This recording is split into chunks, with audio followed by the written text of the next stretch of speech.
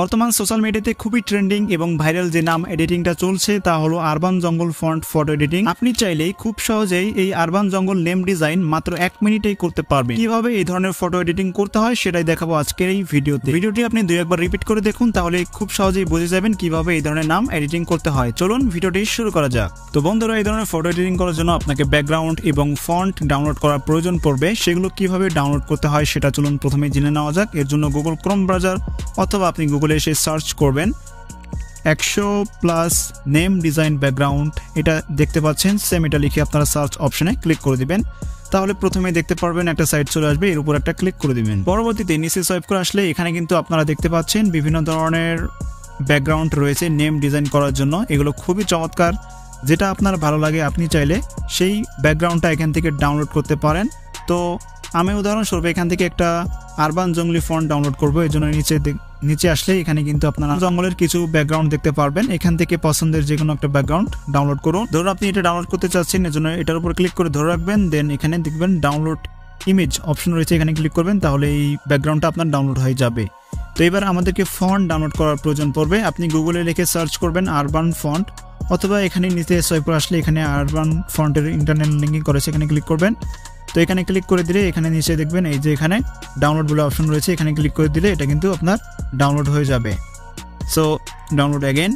So আমি এর আগে একবার ডাউনলোড করেছিলাম। সো ডাউনলোড হয়ে যাওয়ার পর এবার আপনি চলে আসবেন ফাইল ম্যানেজারে, দেন চলে যাবেন ডাউনলোডে, অথবা আপনি সার্চ করবেন আপনার ফাইল ম্যানেজারে গিয়ে জিপ লিখে জিপ লিখে সার্চ করলে যে আরবান ফন্ট অথবা আরবান ফন্ট লিখে সার্চ করবেন। পরবর্তীতে সেই ফন্টের উপর ক্লিক করে দিবেন। আমাদের প্রয়োজন হবে যে এই ফন্টটা এখানে দেখতে পাচ্ছেন OTF এক্সটেনশন, যেটা সেটা দরকার হবে। সো আপনার ফোনে যদি এরকম এক্সট্রাক্ট অপশন থাকে, ডাইরেক্ট এখানে এক্সট্রাক্ট অপশনে ক্লিক করে দিলে এটা অটোমেটিক এক্সট্রাক্ট হয়ে যাবে।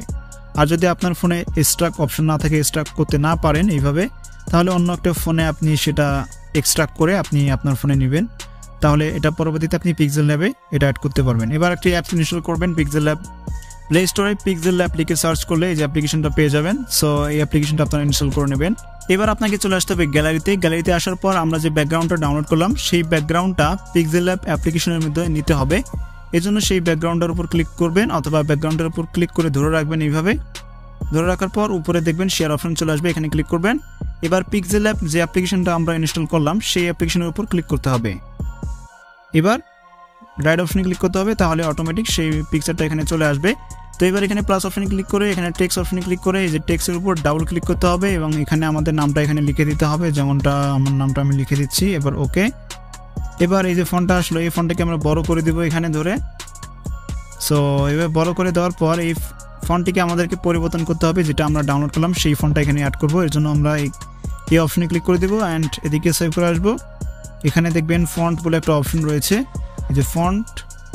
এবার এখানে আমাদেরকে এই দ্বিতীয় নম্বর অপশনে ক্লিক করতে হবে।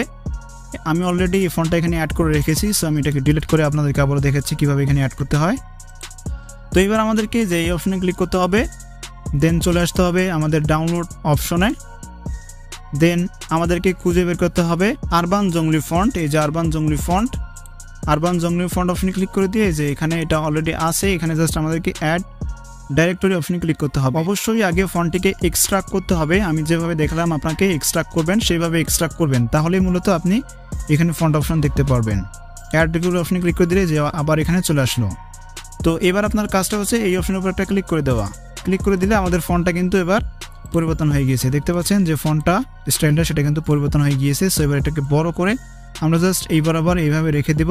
আপনি চাইলে যে কোনো ব্যাকগ্রাউন্ড ডাউনলোড করে এভাবে আপনি এখানে নাম অ্যাড করতে পারেন। আপনি চাইলে পাহাড়ের কিংবা জঙ্গলের ব্যাকগ্রাউন্ড ডাউনলোড করে এইভাবে আরও সুন্দর ডিজাইন করতে পারেন।